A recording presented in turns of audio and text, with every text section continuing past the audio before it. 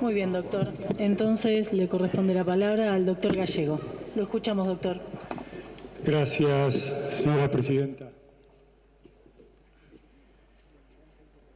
Bien, el día 10 de junio de 2009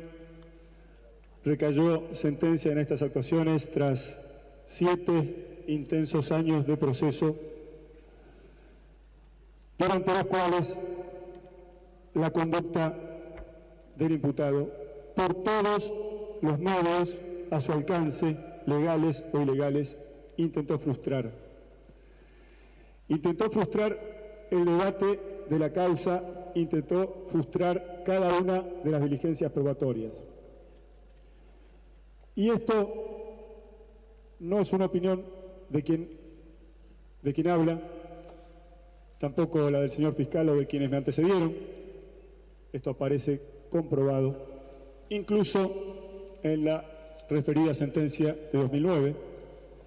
en la que se describen las fugas ya ocurridas por este poderoso sujeto. Me remito a la página 1416 del veredicto del 10 de junio de 2009, donde textualmente se refiere una de esas situaciones. Esa noche eludió públicamente a la comisión policial que lo buscaba para aprehenderlo. Esto no es una alegación en este estado, sino que es verdad judicial con grado de certeza. Pero esa sentencia adoleció una falla grave que hoy la sociedad y fundamentalmente las víctimas, la víctima por la cual ya ha recaído un valor definitivo sobre los hechos ocurridos, y las otras víctimas, otras dos, que participaron del proceso oral y sobre las que la Procuradora General ante la Corte Suprema viene de expresar que el caudal probatorio en relación a estas víctimas es tan abrumador como el existente en relación a la víctima conocida como Gabriel. La última semana hemos accedido al acrecimiento de 2 hechos nuevos y no de uno solo. Esto es, el primero de ellos, y que ya coloca en situación irreversible la situación judicial de Grassi, condenado a 15 años de prisión por hechos reiterados de abuso sexual agravado y por la corrupción de menores agravada por su condición de guardador y sacerdote. Y es irreversible porque, además de haber atravesado las 3 instancias de control, la propia Corte Provincial le indica al sujeto y a su defensa los precedentes de la Corte Nacional que hacen inoponible pretendidos agravios ante la Corte Nacional. Agravios que, incluso en el curso de esta audiencia, nos enteramos que ni siquiera han sido, aunque sea como una cuestión meramente testimonial, introducidos por la Fiscalía. Pero hay otro hecho nuevo e igualmente significativo, y lo constituye la decisión que también acaba de tomar el Tribunal de Casación Provincial, no ya exclusivamente en relación al fondo de la cuestión, sobre el cual en 2010 se pronunciara la casación de manera contundente para confirmar los abusos sexuales y la corrupción perpetradas por este pedófilo, sino también la circunstancia de que también el quebrantamiento de las reglas de conducta por este sujeto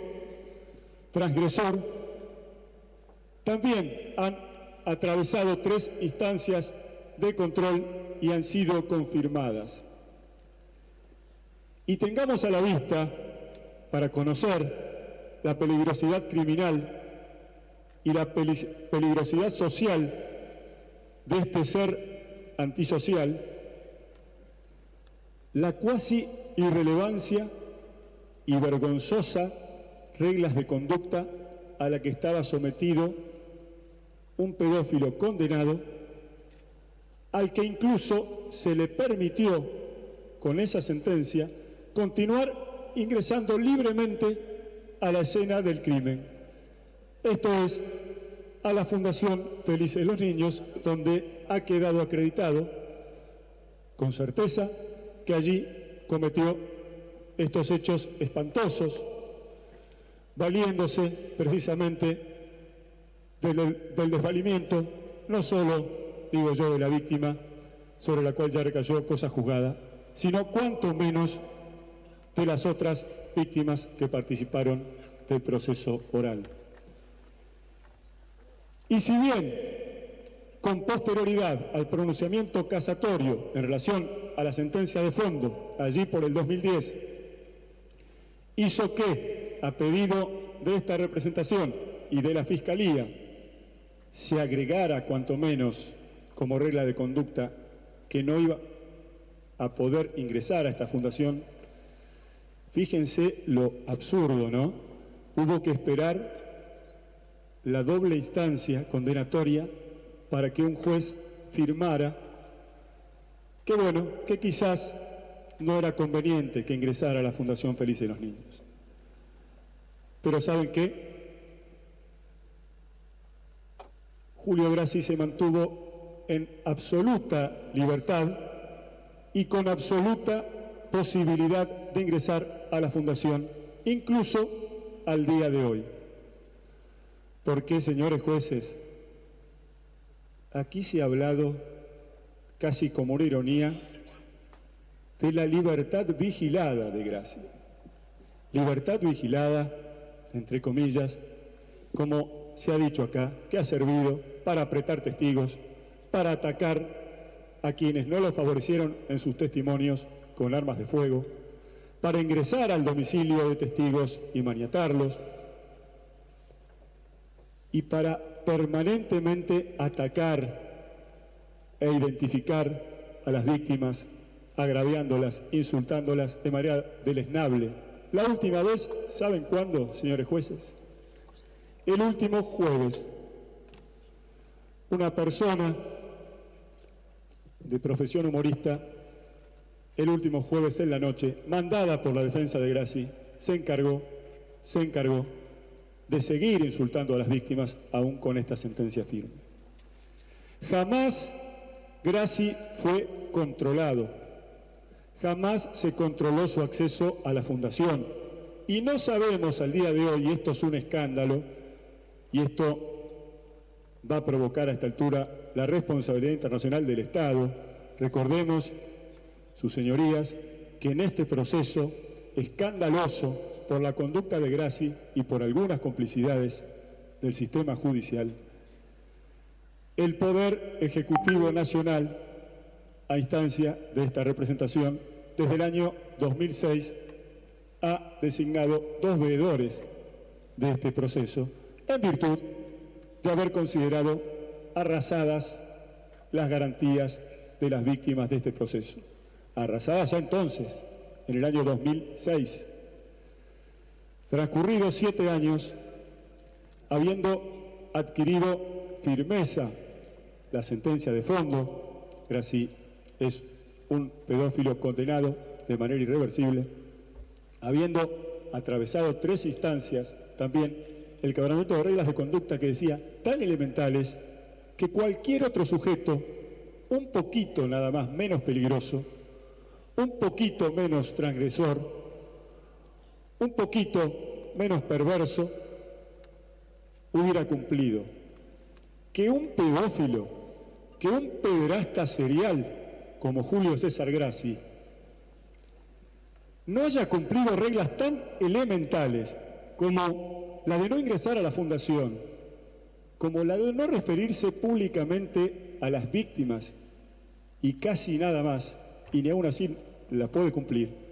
nos pone de relieve también otra cuestión que fue poco valorada en este proceso y de algún modo acaba de ser introducida por el señor fiscal de juicio. El 23 de junio de 2005 recayó las conclusiones periciales sobre la personalidad psiquiátrica de Grassi en el marco de un viaje en el cual también engañó al tribunal y se sustrajo de la jurisdicción de Buenos Aires. Y esa pericia, ocultada por mucho tiempo y luego traída al debate e incorporada, nos habló de la peligrosidad de Grassi y que Grassi tiene los comportamientos conductuales propios de otros delincuentes sexuales condenados como él. Esta peligrosidad criminal y social puesta de manifiesto en todas las conductas de Grassi, incluso las del día de la fecha que pretendió evitar este acto inevitable, donde, señores jueces, el ordenamiento procesal nos pone en la situación de que, conforme a los artículos 148, 157, 371 y concordantes del proceso penal de la provincia de Buenos Aires, no queda otra alternativa que su detención. Y esto valorando además, y teniendo a la vista lo demás expuesto, no solo el peligro de fuga ya concretada en cuanto menos 2 oportunidades y en otras oportunidades la sustracción parcial al proceso, sino también el gravísimo riesgo de reiteración delictiva que, en buena medida, nuestro organismo, el Comité de Derechos del Niño, presidido por la señora Estela Carlotto y que aquí represento, tiene la obligación legal de velar por estos derechos, por estos intereses y por las garantías de los artículos 9, 19, 34 y 39 de la Convención de Derechos del Niño, los que, por un lado, el incumplimiento de estas garantías que se contraponen a las del imputado, que parece ser hasta aquí el único con garantías en este proceso, con garantías en exceso. Estas son las garantías que han originado ya situación de gravedad institucional, determinada además por los órganos superiores de intervención en este proceso. En 2 oportunidades el Tribunal de Casación Provincial así lo manifestó: gravedad institucional derivada de las características de este proceso en el cual se han violado garantías expresamente reconocidas por un tratado internacional y que el señor Grassi pretende continuar violando. Es así que tanto la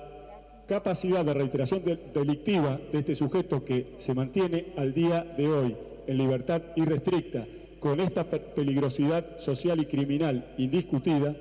con 2 fugas al menos desarrolladas en este proceso y con una situación procesal que, más allá de lo que exprese en televisión el señor Grassi y sus allegados, sabemos todos que es irreversible, al punto tal que ni siquiera al día de hoy se ha llegado a esta audiencia con una, aunque más no sea, impugnación de la sentencia definitiva que lo condena como pedófilo y autor penalmente responsable de abuso sexual agravado y corrupción de menores. En esta instancia debe ser conducido sin otro trámite a un establecimiento carcelario. Es por las razones que anteceden, adhiriendo además a los fundamentos ya esgrimidos por la parte acusadora, es que voy a solicitar que al momento de decidir en esta incidencia, señora presidenta, se proceda a la inmediata detención de este sujeto sin otro trámite. Muchas gracias, señora presidenta.